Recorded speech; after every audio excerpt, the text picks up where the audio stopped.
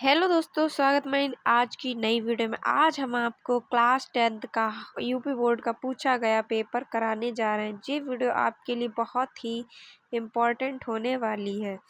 तो इसमें आपको हम पूरा ही हिंदी के पेपर के बारे में बताएंगे, कैसा पेपर आता है यूपी बोर्ड का, क्लास 10th का पेपर कैसा होगा। और आप सब तो अभी नए भी हैं, क्योंकि आपने अभी तक यूपी बोर्ड का पेपर नहीं दिया, तो आपको पता भी नहीं होगा किस टाइप का पेपर आता है, इसमें कितनी टाइम ड्यूरेशन होती है, क्या क्या अटेम्प्ट होते हैं और कैसा पेपर होता है, सब आपको इस वीडियो में बताएंगे। जो कि हमने आपसे शॉर्ट वीडियो में डिस्कस किया था कि हम सारे ही यूपी बोर्ड 2024 के पेपर की वीडियो लेके आएंगे। तो आज की ये पहली वीडियो है, तो चलिए पहली वीडियो को स्टार्ट करते हैं।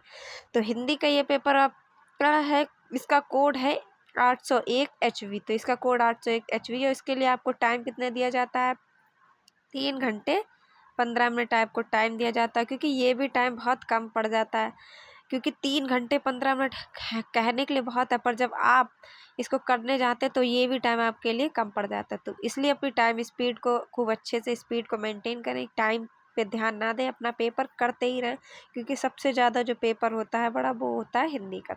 तो पहले आपको निर्देश समझने चाहिए कि पहले क्या करना है। आपको 15 मिनट अपने पेपर को पढ़ना होगा। उसके बाद इसमें 2 खंड होते हैं, आ और बा। पहले खंड में आपको बहुविकल्पीय दे रखे होते, वो बहुविकल्पीय दे रखे होते, उसको आपको ओमर शीट में फिल करना होगा। ठीक है।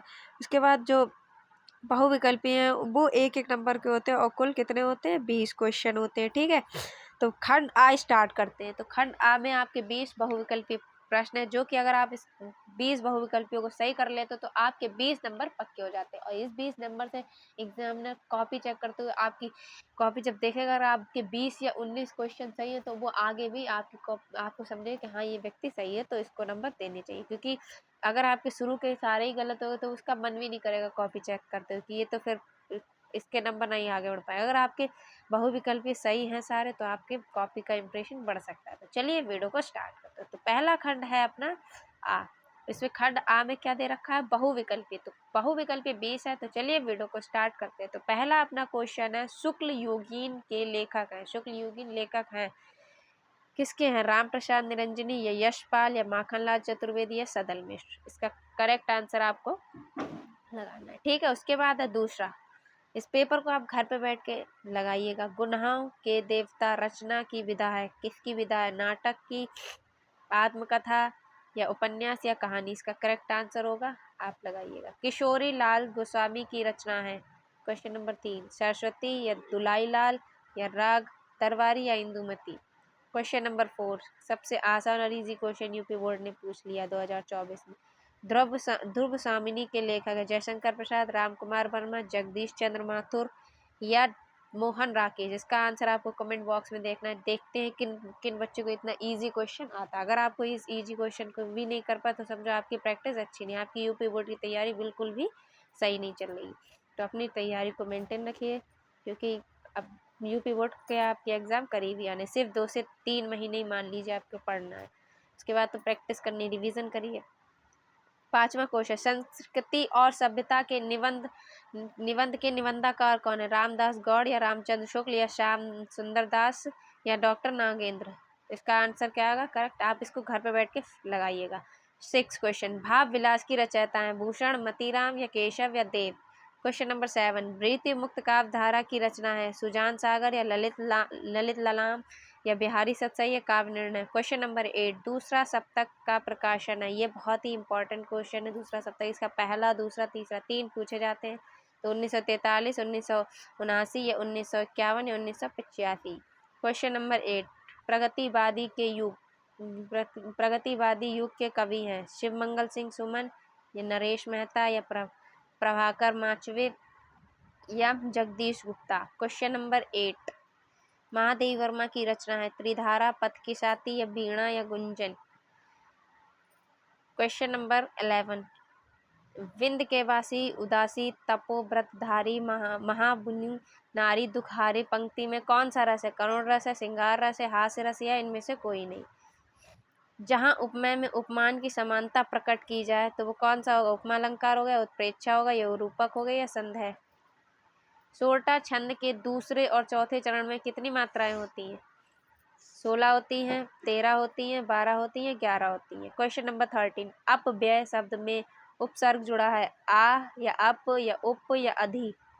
माता पिता में समास है कर्मधाराएं या बहुब्रीहि या दुगी या दुंद।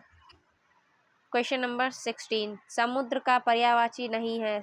खास करके आपको नहीं पे देखना होगा और नहीं को हाईलाइट भी कर रखा है, जिससे कि क्योंकि कोई बहुत से बच्चे नहीं ध्यान नहीं देते हैं और वो समुद्र का पर्यायवाची है वही लगा जाते हैं। इसमें पूछा क्या गया है, नहीं है। कौन सा समुद्र का पर्यायवाची नहीं है? सागर या महीपति या पारवार पारावार या होगा जलधि।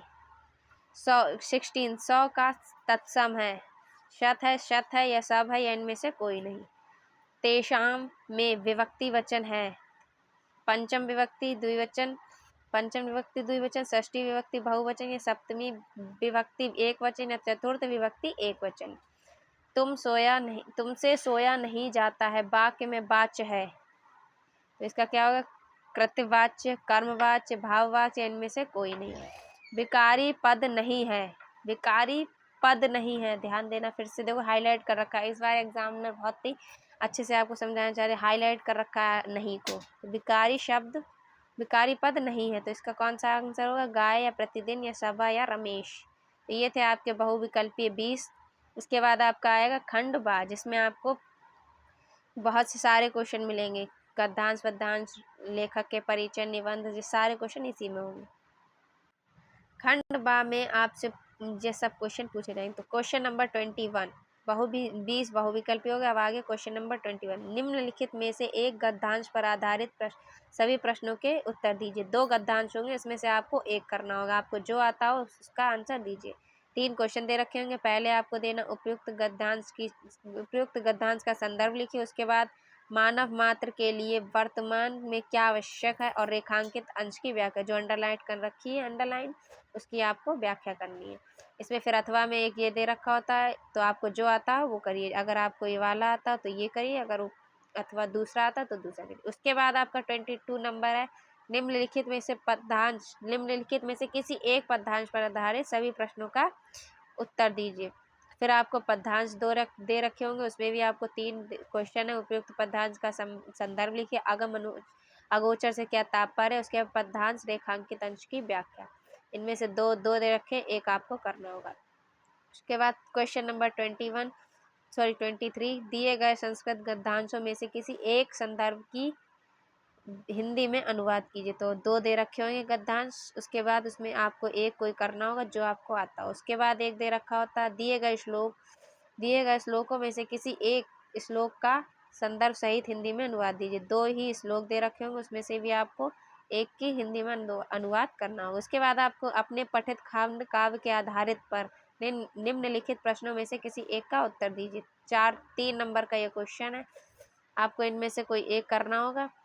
जो आपके स्टेट का हो वही आपको करना होगा। यहाँ का तो ये है, तो मातृभूमि शाजापुर का है तो ये होगा हमारा।